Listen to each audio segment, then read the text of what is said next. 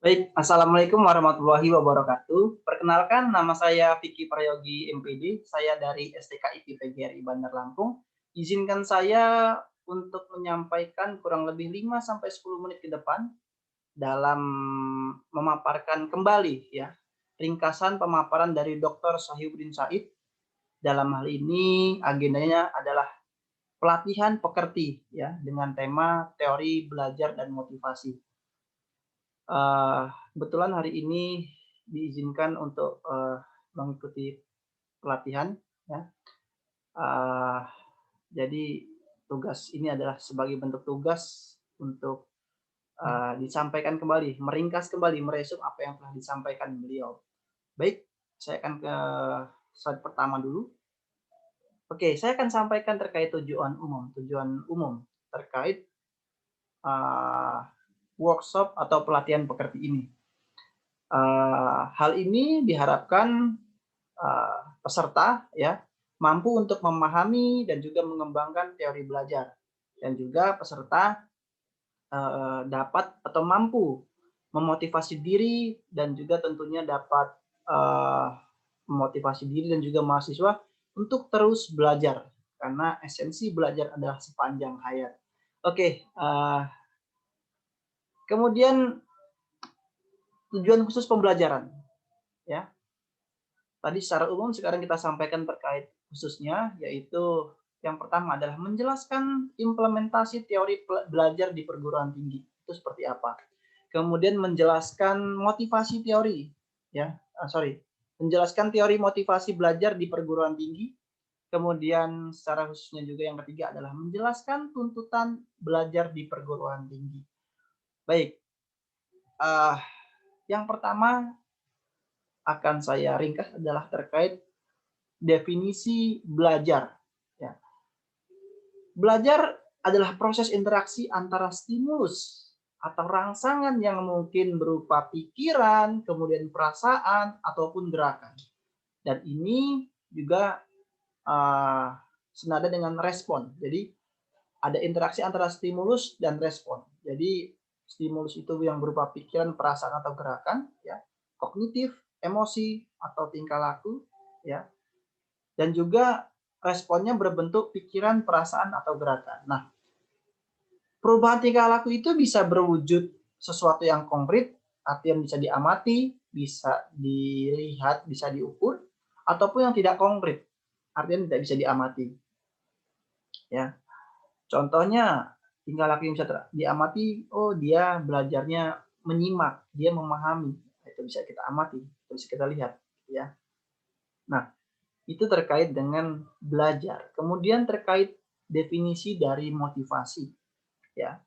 Nah, ini dari motivasi, saya pindah. Motivasi adalah kekuatan, energi, dorongan ya seseorang yang dapat menimbulkan tingkat persistensi dan antusiasmenya dalam melaksanakan suatu kegiatan. Jadi adanya dorongan ya seseorang dalam diri itu yang bisa menimbulkan atau menghasilkan tingkat persistensi gitu.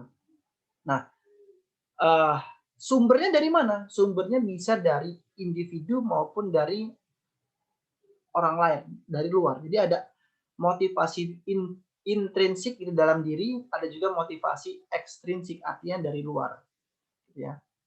Nah, seberapa kuat motivasi yang dimiliki individu ini, jadi ya semakin kuat, maka nanti akan semakin menentukan kualitas tingkah laku yang ditampilkan. Semakin rendah, maka semakin rendah motivasi atau dorongan tadi, energi, maka semakin rendah juga kualitas tingkah laku yang ditampilkan. Jadi artian di sini adalah baik kaitannya dalam konteks belajar maupun dalam kehidupan lainnya. Contohnya bagaimana? Misal mahasiswa ya ingin kumlot, ingin lulus 4 tahun. Nah, ini adalah motivasi dalam diri. Sehingga dia akan menentukan kualitas tingkah lakunya. Kalau dia ada dorongan atau energi atau kekuatan untuk kumlot atau lulus S1 4 tahun, maka dia akan mempengaruhi tingkah lakunya untuk belajar yang rajin, ya kan? Mungkin tugas dikerjakan, absensi nggak pernah absen 100% gitu ya. Itu kaitannya dengan belajar. Yang bukan belajar, misal saya ingin punya mobil mewah, mobil supercar gitu ya, maka saya harus bekerja gitu ya, bekerja disiplin dan sebagainya. Itu adalah teori motivasi. Kemudian saya akan sampaikan ringkasan terkait 5 aliran teori belajar. Yang pertama adalah behaviorisme, teori tingkah laku. Di sini dikatakan bahwa belajar itu adalah sebuah kegiatan yang merubah tingkah laku. Artian lingkungan ataupun stimulus ya itu dapat membentuk sebuah tingkah laku. Ya. Jadi ada stimulus akan membentuk tingkah laku dan akan menghasilkan respon. Gitu. Jadi berdasarkan antecedent, stimulus tadi mempengaruhi tingkah laku dan mempengaruhi respon. Kemudian yang kedua kognitif. Nah, aliran ini mendefinisikan bahwa belajar itu adalah sebuah proses berpikir, ya, proses to thinking, berpikir, ya. Think of lot, berpikir keras, berpikir, ya. Jadi bahwa dia harus berpikir, gitu ya. Dia harus berpikir dan ada proses berdasarkan asimilasi. Asimilasi itu pembauran antara pengetahuan yang lama ataupun pengetahuan yang baru. Kemudian humanistik. Nah, humanistik ini belajar yang lebih belajar. Jadi bahwa teori belajar itu adalah memanusiakan manusia. Bagaimana kita bersikap baik, bersikap genuine, asli, gitu ya. Jadi memanusiakan manusia bahwa nggak boleh pilih-pilih, gitu ya. Harus care, peduli, gitu ya. Yang kemudian adalah cybersmatic. Nah, ini adalah definisinya. Belajar itu menurut teori ini adalah bagaimana sih mengelola sebuah sistem atau sebuah informasi itu. Ya. Jadi proses pembelajarannya itu dia belajarnya ditentukan oleh sebuah sistem informasi. Nah, yang terakhir itu adalah konstruktivistik. Ini adalah proses belajar. Belajar itu adalah sebuah proses yang bersifat generatif. Artinya di sini dosen ataupun guru memfasilitasi pengalaman belajar. Ya. Supaya apa? Supaya mahasiswa itu dapat melakukan konstruksi pengetahuan dan juga di sini bisa memotivasi mahasiswa untuk aktif, ya, untuk aktif berpikir dan sebagainya. Oke, itu untuk yang teori belajar ya, ringkasannya. Kemudian kesimpulannya jadi bagaimana? Nah, untuk yang teori belajar ini, jadi untuk yang behaviorism ya atau tingkah laku, dia based on result, berdasarkan hasil, menekankan pada hasil dari proses belajarnya. Sedangkan yang kognitif, yang berpikir, ya, itu menekankan prosesnya, proses belajarnya. Yang ketiga, aliran humanistik itu menekankan isinya, ya, apa yang dipelajari, isinya, gitu ya. Sedangkan yang konstruktivistik tadi dia generatif, ya, pengalaman belajar. Ya.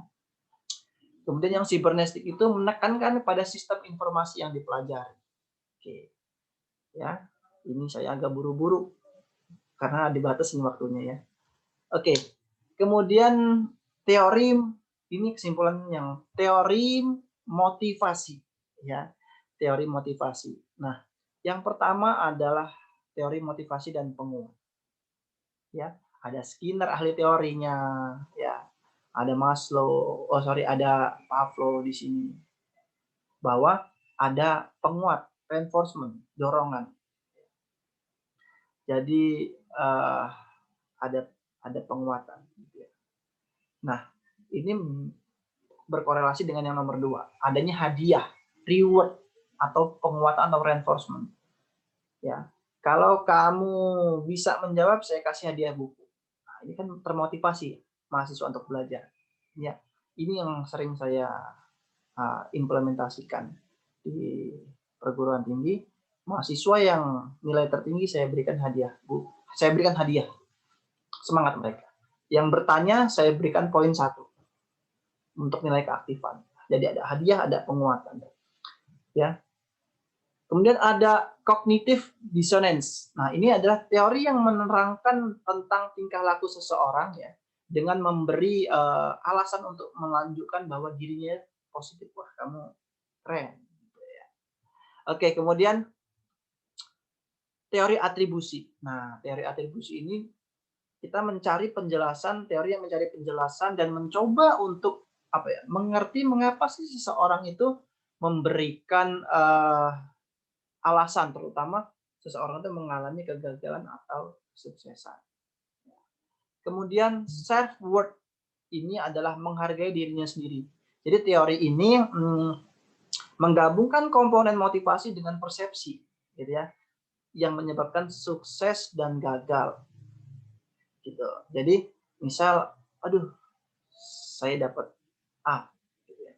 Saya hebat, saya keren, saya yakin besok saya harus dapat A lagi. Nah, tapi ada juga yang mereka beranggapan bahwa pandangan, aduh saya nggak bisa nih, saya kayaknya nggak mampu. Nah, akhirnya dia merasa apa ya? Dia merasa dirinya nggak berharga, dia tertolak sehingga dia nggak apa ya? Ya dia nggak mampu, jadi dia persepsi gagal itu tadi.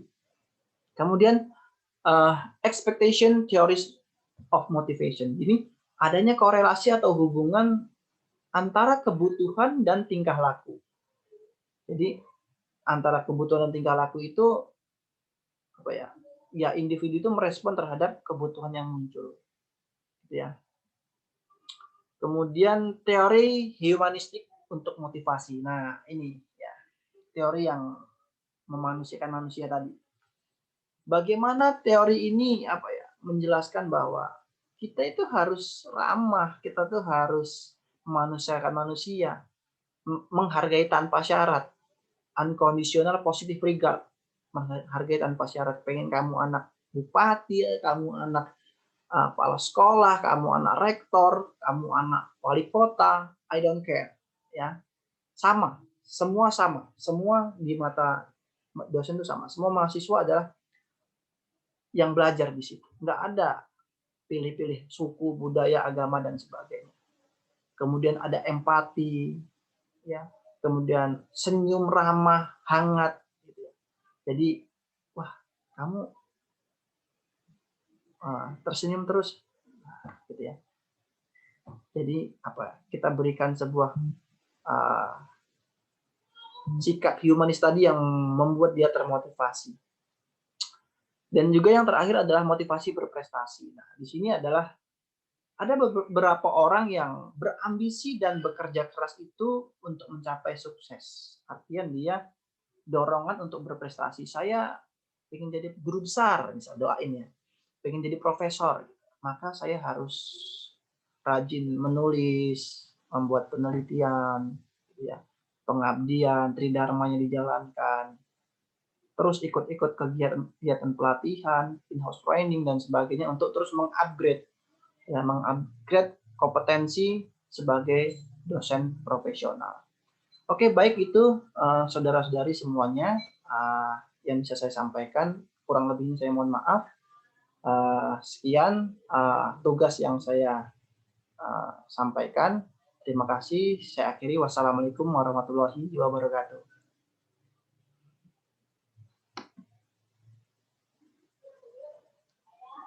Terima kasih.